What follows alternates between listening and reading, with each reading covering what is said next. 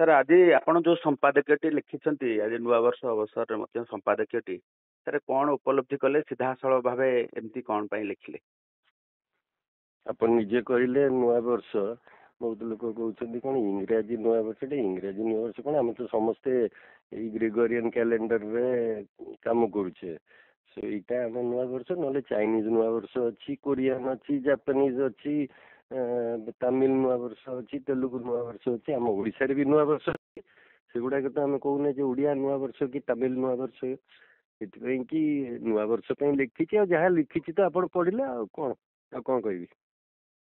Sir ସିଧାସଳଖ ଲେଖିଲେ ଯେ ପରାଜୟ ପାଇଁ ନବୀନ ନିଜେ ଦାୟୀ, ଏ କଥାଟିକି ସାର୍ ଏବେ ଆପଣ ଉପଲବ୍ଧି କଲେ ନା ଦୀର୍ଘ ଦିନ ଧରି ଉପଲବ୍ଧି ମଧ୍ୟ କରିଥିଲେ? ମୁଁ ବୋଧେ ମୋ କଥାଟି 2019ରେ ଉପଲବ୍ଧ କରିଥିଲି ବୋଲି ତ ମୁଁ ଗୋଟେ ପଦକ୍ଷେପ ସେତେବେଳେ ନେଲି। ଆଜ୍ଞା। ଏବେ ହଠାତ୍ ଆପଣ ଏଇ ସିଧାସଳଖ ଏଇ କଥାଟି ଲେଖିବାର ଏବେ ଏବେ କାରଣ କ'ଣ? ଯେତେବେଳେ କି ନବୀନ ବୁଲୁଛନ୍ତି ପୁଣି ଗ୍ରାଉଣ୍ଡରେ ଯାଇକି ପୁଣି ଥରେ ଲୋକଙ୍କ ଗ୍ରାଉଣ୍ଡରେ ବୁଲିଲେ କ'ଣ ହବ? ପଲିଟିକାଲ ମେସେଜ ଟା କ'ଣ ଦଉଛନ୍ତି ସେଇଟା ବି ତ ବଡ କଥା ନା।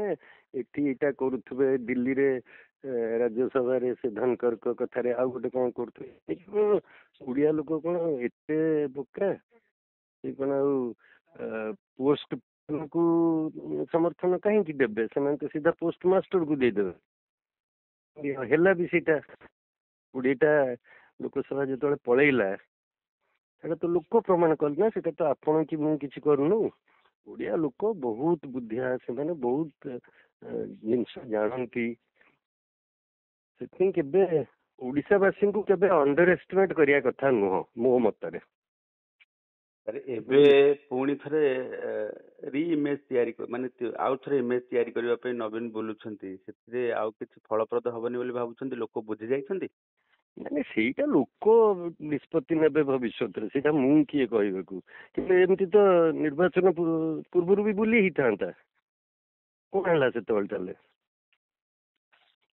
ଟେକିଂ ପିପୁଲ ଫର ଗ୍ରାଣ୍ଟେଡ୍ ଯେ ଇଏ କରିବେ ଦେବେ, ସେମିତି କ'ଣ ହୁଏ? ଆପଣ ଲୋକଙ୍କୁ ବି ସମ୍ମାନ ଦେବେ। ଲୋକ ଯେତେବେଳେ ଆପଣଙ୍କୁ ଏତେ ସ୍ନେହ ଶ୍ରଦ୍ଧା ଦଉଛନ୍ତି, ଆପଣଙ୍କ ଚ୍ୟାନେଲକୁ ଏତେ ୱାଇଡଲି ଭ୍ୟୁ ହେଉଛି, କାହିଁକି ଏତେ ଟେଲିଭିଜନ ଚ୍ୟାନେଲ ଅଛି, କାହିଁ ଆପଣଙ୍କ ଚ୍ୟାନେଲଟା ଆଗୁଆ ରହିଛି? ଆପଣ ବି ସେମିତି ଲୋକଙ୍କ କଥାଟା କହୁଛନ୍ତି ବୋଲି ଆଗୁଆ ରହିଛନ୍ତି ନା।